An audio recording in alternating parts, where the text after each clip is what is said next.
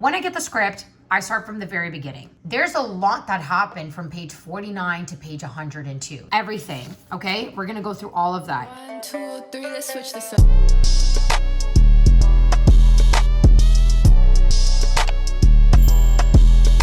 Hello, my little honeys. Welcome back to my channel. My name is Anastasia, also known as your fave social media girl. I'm an actor based here in Toronto, and I make videos about acting, self-love, body positivity, and occasional vlogs. If you have not done so already, before this video ends, go do it right now. Pause the video, go and subscribe right now, and of course, don't forget to turn on the bell notification button so you know every single time that I post, which is on Fridays. We are talking about scripts, how to analyze them, how to read them, how to sort of prep for an audition. This is how I analyze my scripts. This is how it works for me. This is something that I've done through trial and error. Like, I've done a bunch of different acting classes. I went to theater school. I learned a lot of methods. It's a little bit of mix of different types of methods put into one. So like I always say in my videos, if this doesn't work for you, then that's okay. It's not the end of the world. You will find a method that works for you. You might only use 10% of what I do in your way of analyzing scripts. You might use all of it. You might use half. You might not use any of it at all, and that's totally fine. It just means that the way your body and your brain works when it comes to analyzing scripts, it just works differently than the way I do it. The method that I do, maybe the top actor can't do that method, and doesn't make him now all of a sudden not a top actor. It just means that he just doesn't click into that method. And that's fine. So basically, you're gonna be seeing two cameras right now. Obviously, my actual camera's filming me, and then I wanted to do a second view of the script, which is down like on my phone right now, and that'll be the view of the script, so I can be able to show you what exactly I'm doing. So this script is from the show Big Little Lies. When you go for an audition, you're gonna get this, and it's gonna be called sides. This is what they're gonna look like. They're going to be in this sort of format. They're gonna be in the typewriter format. Everything that you see here, like EXT means exterior, like continued, where at the top says continued 3, where it says a big BLL means Big Little Lies, episode 4. The episode's called Push Come to Shove. Full pink is something for them. The page number, like all that kind of stuff. So I wanted to choose a scene that looks identical to what it would look like when you were getting sides, because it's important. So sides is what is called auditions. So these are your sides. The other thing is you're gonna see here, this big gray line across here. This is a watermark. So here it says Richard Plepper. So this is somebody's name. You may or may not have a watermark. It depends on production. It also depends on who's casting it, depends on the level of the production. Usually when it's something big like a Netflix show or something like very well big budget, they're going to have saying your name, Anastasia Pure, and it's going to say sides. Then it's also going to say at the bottom here, confidential, meaning you can't share this one with anybody. You can't show it to anybody. That's like, you know, just between you, your agent, and that's it. And it's going to be on every single page, as you can see here. The other thing is, it's important to also look at the breakdown when you get an audition, because the breakdown will be able to kind of, first of all, tell you who's casting it. And after a while, once you start doing auditions, you're gonna start kind of realizing what casting directors like, what do they want. Some casting directors specifically only want a slate at the end of the audition called a tail slate. Some only prefer to have it in the beginning. So it really depends. You'll kind of figure out which one's which. They always talk about, they'll be like, I only prefer tail slate, so obviously just do a tail slate. The other thing is the breakdown will be able to tell you sort of, is this a show? Has it already been filming? If it has, watch an episode of it. It is so important for you to watch this show so you kind of get the feel of the environment, the atmosphere, what kind of style is it, like what are the actors, you know, level is, like what are they looking for? It can kind of give you a gauge of what they're looking for as well. So super important. And just in general, the breakdown just gives you character description, which is really important to look at because you also want to go basis of what they're looking from a character, but just in your spin of it. So the breakdown is really important to take a look at. When you get sides for your audition, I'm going to do it in a pencil, but it's going to be in like a very thick black line. Let's say, for example, they didn't want this part here because there is a child here, Ziggy, which is an extra character and it's only one line. So what they'll do is that they'll have a line here and it'll say like that, start, meaning you literally will start your scene here saying, it's okay, baby, we won't be long. Then let's say, for example, you're doing this scene and it will do this, meaning like keep going for the rest of the scene. They don't want this. They don't want you to stay here and they don't want you to listen to the doctor's monologues. What they'll do is they'll literally have a black line going across like that, meaning you start here, you say this line and you say your line because you're auditioning for the character Jane. Doctor will say, have a seat. The reader skips the doctor. And then you start with like, oh my God, like, you know, you heard bad news. And he goes, down here, sorry, you okay? And then you say, yes, you just have no idea. Sometimes you'd be auditioning for something and you're not necessarily auditioning for the lead, you're auditioning for like a guest star, or you're auditioning for a two-liner role, but the main character has like 6 monologues. Well, you don't need to hear the reader more than you, so then that's what they'll have the line instead. And then let's say now your scene will end, I don't know, like right here with are you sure, or after him. Then they will say, they'll have a line, another black line going through here, like that, and it will say end. So that means that scene 1 is from here, start. You skip this part, for example. Sometimes they won't even do that at all. Sometimes they'll still make you do all of this. So it also just depends. Then you do that, and then your scene is gonna end up ending right here. You can sometimes also be auditioning 2 scenes, which is very popular, 2 scenes for 1 audition. Why? Because sometimes the scenes are too short that they can't really fully gauge like the acting and whatnot, so they just wanna see more of you, so they'll ask you to do 2 scenes. They might have then be like, okay, you know what? Second scene is gonna start with the doctor. Again, then they'll say start, and that's gonna be a whole new scene, meaning you're going to cut this one and then literally start record a whole new scene. So you're gonna have 2 clips, 3 technically with your slate as well. For the script, on how I do my way of like analyzing the script. When I get the script, I start from the very beginning. I read the whole thing. We're talking about everything. I will read the top. Okay, so Big Little Lies, episode 4, it's called Push Come to Shove. This is page 49, which is important to know because if you were auditioning for like 2 scenes, for example, they might get you to audition for something on page 49, but then the next scene is going to be page 102, for example, which means there's a lot that happened from page 49 to page 102. So I had that happen to me about 2 months ago. I had to audition for a feature film and they're making me do 2 auditions and they were quite 20 pages apart. And in the storyline, I was pregnant, but my boyfriend did not know that I was pregnant. I was too afraid to tell him because we were in a band together and we were touring and I didn't want to ruin the tour, basically what the plot line was. What happened was that in one of the scenes, which was in the beginning, like page 30 something, they did not, like the boyfriend did not know that I was pregnant still. But then the next scene that I was auditioning for, it was like 30, 40 pages later. We were talking about like, if I'm not feeling well, and I'm like, okay, I think he probably knows at this point that I'm pregnant because it's been like 40 pages. So I kind of went with myself of the breakdown that he knows that I'm pregnant. So I'm talking about it in the sense of I'm pregnant, I'm having morning sickness. That's why I don't feel well. So it's important to know these things because it can help you sort of understand where your character is at, the page numbers, how much story has happened. Maybe I've auditioned when it's the next page. So literally whatever state you finish from the last scene, you're going into the next scene in that next state because it's just the next page. So you don't have to change anything. You're not starting off with a happy mood. You just found out, I don't know, your boyfriend cheated on you. So your next scene, your mother comes in and you're like, hey mom, like you don't want to like your mom to know. I don't know, some storyline like that. So I will read everything. I will read all the other lines, including even the ones that are not part of your scene. So like, let's say if this is where I started, they'll actually do this. It'll be like this. And it will look like that, and with the black lines as well. I would still read this because this is important. This is what happens right before your scene.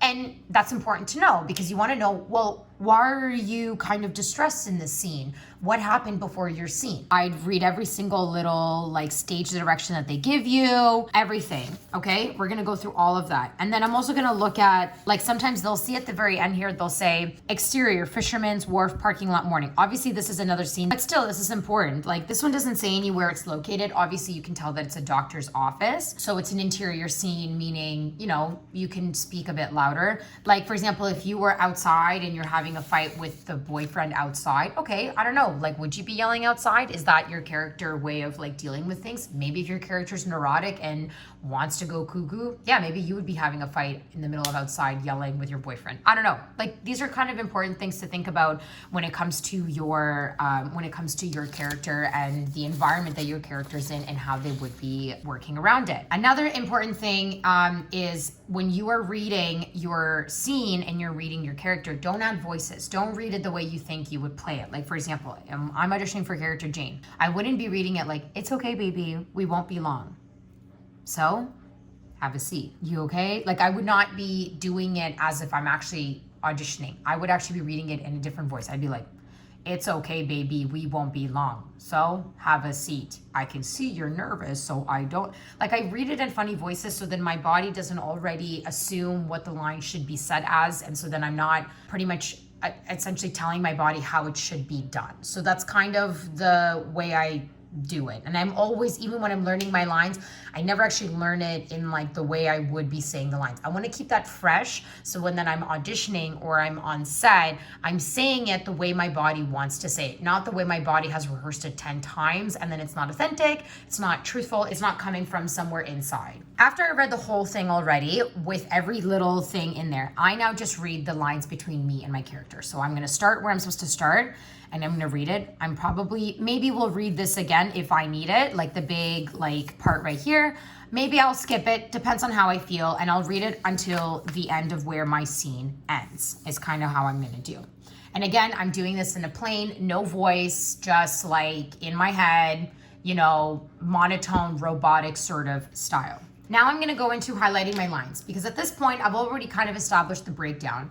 I know whether it's an interior or exterior shot, so it's obviously interior because it's inside a doctor's office. Probably time of day, well, the kid goes, I have to get to school, meaning it's probably early morning, like 8 a.m. So we can also think about that. Like, are you tired? Like, did you have coffee? Like, are you kind of like disoriented? Did you just wake up sort of vibe? It helps, you know, establish the environment. So, and then again, I looked at the pages. Okay, 49. Oh, my next scene is going to be on page, 51. Great. Meaning it's the same scene. Not much is like, I'm going to continue on with the emotion that I did from the last audition. I don't have to change my emotion drastically. So once all that stuff has been established, this is where I'm going to go and highlight my lines. I personally don't like to highlight any of the little stuff in between because I don't feel like it's something that I need. If that's something you want, go ahead. Like the part where they say Jane sits, I would never highlight that, but if that's something helps you, by all means, go ahead. So I like to highlight the whole entire line.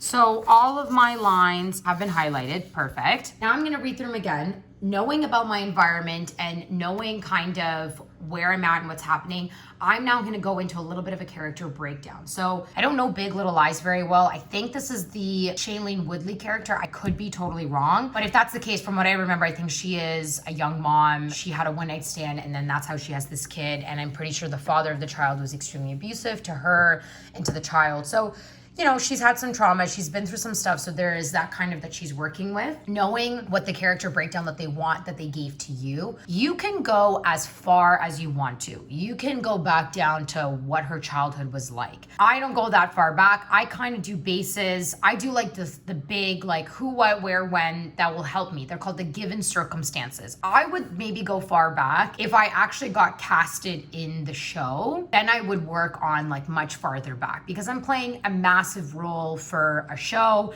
I need a lot to work with. For an audition, I don't have to go that far back because you're not gonna be able to show all of that in a couple of lines in an audition. So don't overwork yourself too much when it comes to the audition in terms of the given circumstances. It's also important to think about where are they from? What's their age? What's her class? Like structure? Is she like working class? Is she upper class? You know? So these are important things to add in there as well because it kind of helps you create the character and do the scene the way it just helps you connect to the scene even more. So since I started at Pro Actors Lab, I'm on my 4th session with them, and this is the way they do their kind of script breakdown. So this is full credit going into Pro Actors Lab. It really helps me, so I highly recommend going to Pro Actors Lab if you're looking for a class. Basically, the way Pro Actors Lab does it, they do 4 questions.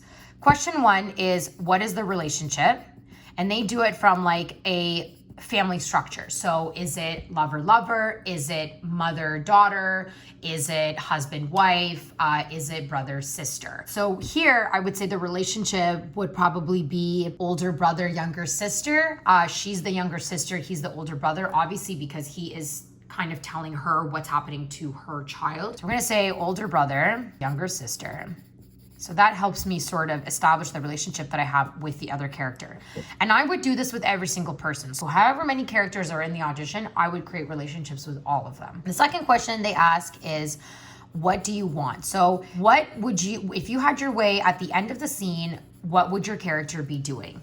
So for me here, reading the script, she basically, at the end, he said, beware, here, I'm gonna do it like this. Beware that if you're talking to my mom about my dad, she gets a funny look on her face. I take it that Ziggy's father's not exactly a good guy, not exactly, and I assume Ziggy's never met him and he never will. Anyway, as I said, I think you've got a caring, sweet little boy in your hands, but I would like to see him again.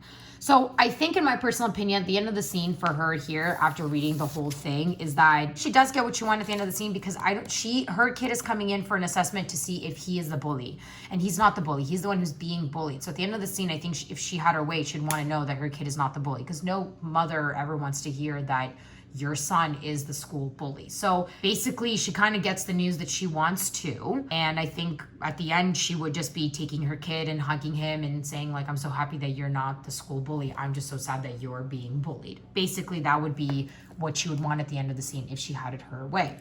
The third question they ask is called the icon. So what is the icon of the scene? What is like the big name of the scene? It could be the breakup, the big fight, the first kiss, the resurrection, like whatever. It's like, what is the big hurrah climax, like big main point of the scene, and what are they asking about it? So I would say the icon of this scene is the follow-up appointment, which is pretty scary to know for some people, the follow-up, because maybe we'll get a follow-up call. They're like, oh God, something is going on. So I'd call it the follow-up appointment. That's the big main point of the scene. Then the fourth question that they ask is called the state of being. Now this one I've had a little bit of a hard time with, because you have the left side and then you have the right side.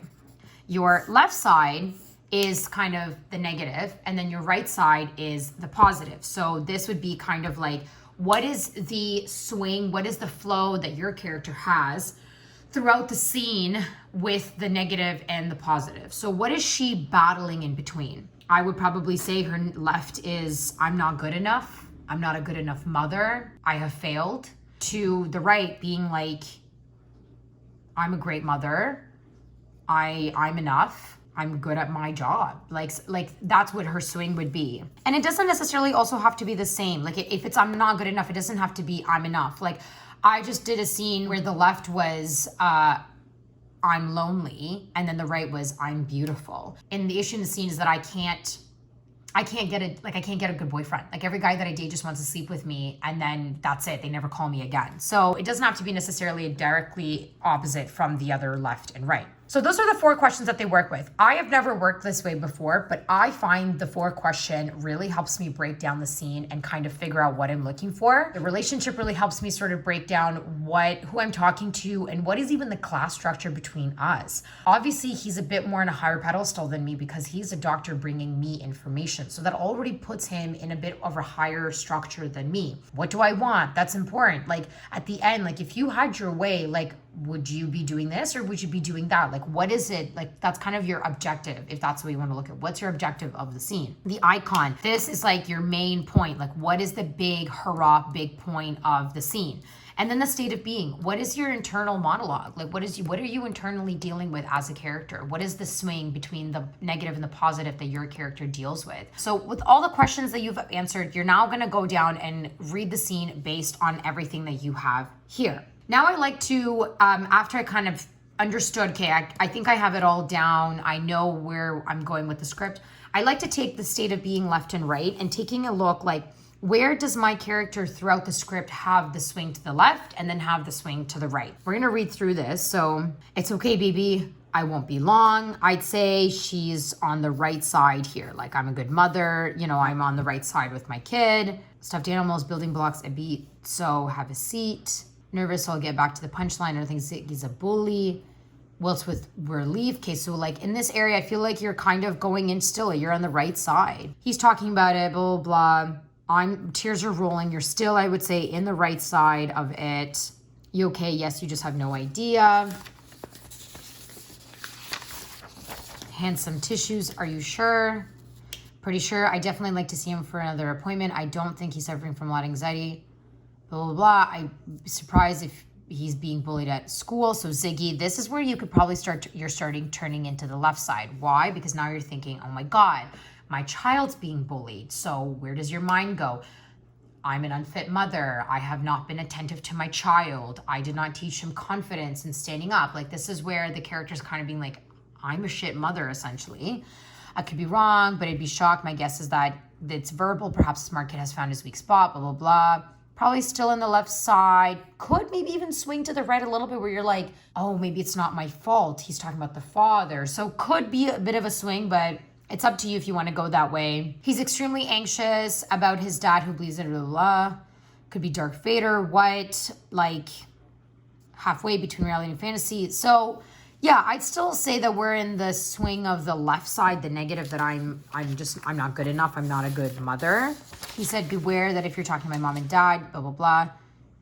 The good guy, not exactly. As if I failed. I chose a bad father, like I'm not good. And I assume Ziggy's never met him and he never will. Maybe you end it with the right side because you're like, I'm going to be a good mother by not, oh my God, that looks like a left.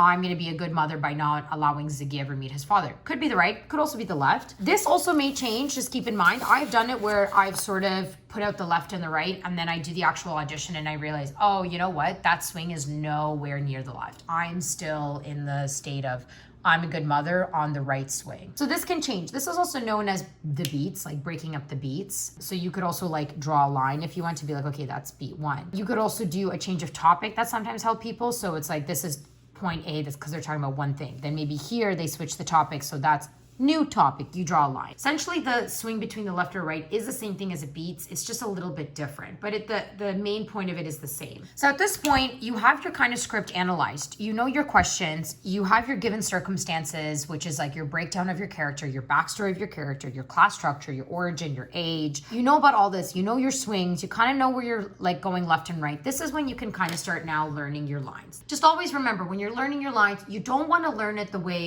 you would actually be trying to do it on the audition, because this becomes muscle memory. Your body gets used to it, then you get confused, and then when you're actually trying to do it for real, you're not going from the authentic space. You're not actively listening. You want the reader's lines to affect you. The part where like the doctor is telling that the mother that Ziggy's not a bully, he's being bullied, like you want to hear that as if you're hearing it for the first time. And think about it. Like, I like to use substitution. Like, I'm not a mother, so I could never know what to like to hear someone tell me this line right here, where they're like, I don't think Ziggy's a bully. I think he's being bullied.